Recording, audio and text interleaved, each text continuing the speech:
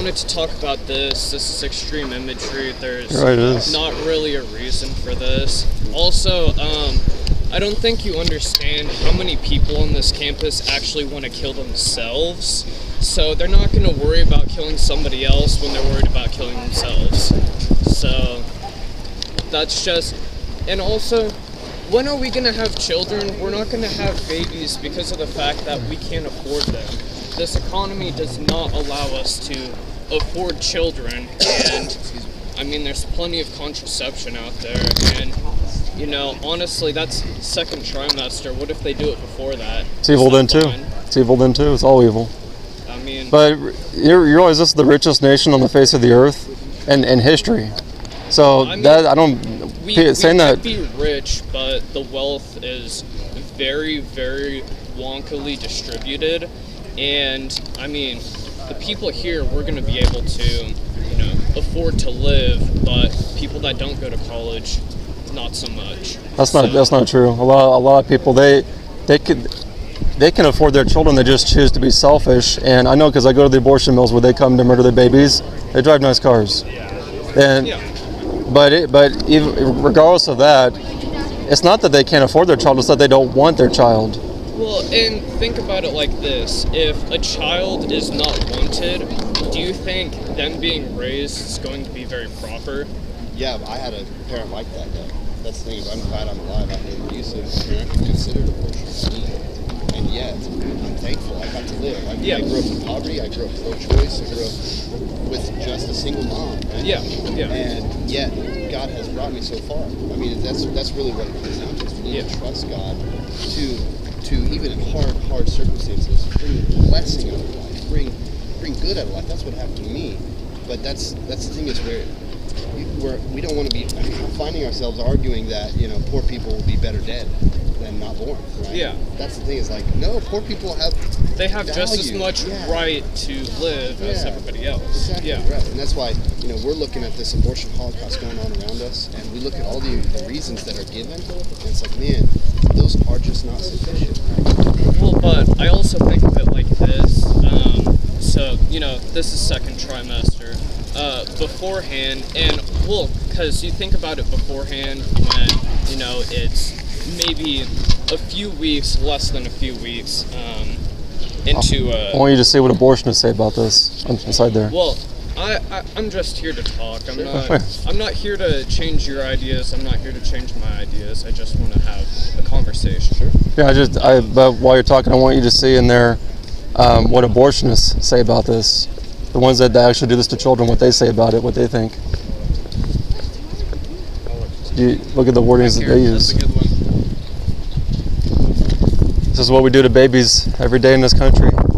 Here in Kansas, this is how we treat the image of God, little human beings. Christy, you were at our event, weren't you? I was, yeah. Yeah, I recognized you. Hey, good to see y'all. Yeah, we're supposed to be tabling somewhere, but I do not see Wesley. Today? Wow. Yeah. I just saw Ben Pancratz. Really? Yeah. So he's probably. You're supposed to have class right now. That's skipper. I think he was on his way. Okay. Yeah. See y'all. We might end up back out there. Cool. But I have a different warped perspective because, you know, I have bipolar depression, and I suffer with that too. It's different, you know. We're so just, I feel like the shocking imagery isn't the best way to bring across your message. The truth about More of, if you were to say, humans were made in the image of God, and when you are, you know, aborting a fetus, you are basically killing part of God himself. I feel like that would get your point across much better. Well, people need to see, just like we have pictures in our textbooks and our history books of Nazi Germany, not words but pictures, well, both. People need to see what is happening to these children, because words cannot communicate this. They cannot do it. Just like what did they say?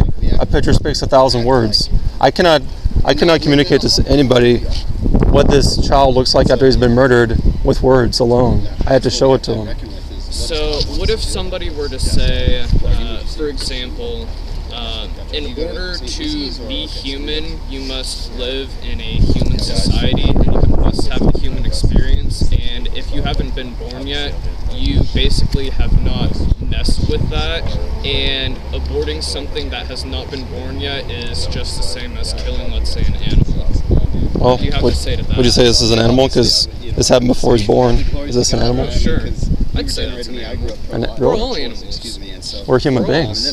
We're distinct. We're distinct from animals. We are no different from the from the animals on Earth. We are all animals. Would you say that the life of a human is more important than dogs, though? Yes, I would. The life, but as soon as they are born, if What's the difference between being in the womb and then a minute later suddenly being out of the womb? How does that make you any more?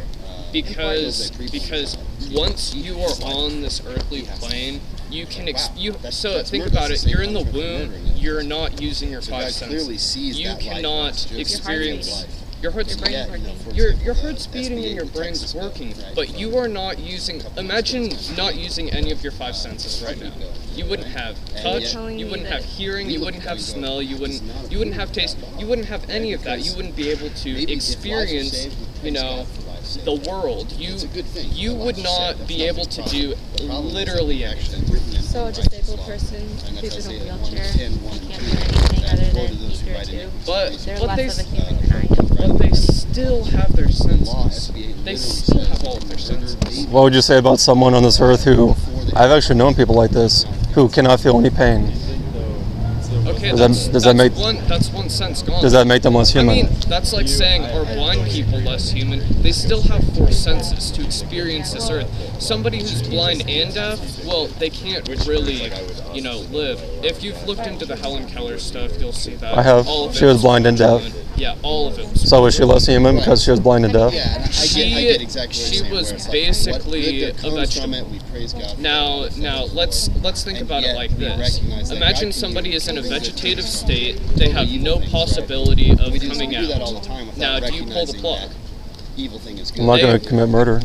I don't. They might come out, but even if they don't, I'm not God. They're not going to come out. They are not going to come out. They are brain dead. What do you do? I would rather trust God. I mean, I'm not going to commit murder to somebody, and I'm not. Doctors are wrong a lot. But what I do know is that some of these circumstances that I have given you, they are not going to come out, regardless. Well, unless you're God, you don't know that. Unless you're God, you don't know that. They are brain dead. They are not going to come out. You don't just you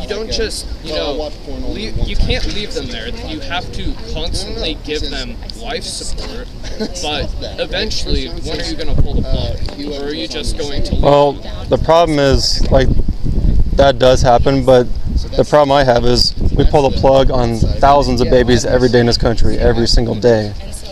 People that are not brain dead, people that are living perfect health, and we slaughter them every single day. We do this to them. Perspective, because what you're seeing is you're seeing the potential of a human being. You're seeing No, actually, they already are human beings. No potential. Well, they already are human beings. But let's say they're just going to be a fetus in a mother's stomach their entire lives. What do you think then? What do you mean their entire lives? You mean they're going to die in a miscarriage? Let's say the mother is never going to give birth, and they're just going to sit in there. And the mother is just going to carry this baby the entire time. Would you never abort that baby? I would not commit murder, because God said you shall not murder. Okay. So I'm going to trust God. What about wars? What do you think about wars? I don't like them. Many of them are unjust. No, most people don't like wars. That's just how it is. A lot of people in this country that don't like wars, they support doing this to babies. It's insanity. So We're committing war against the preborn. We've been doing it for 50 years.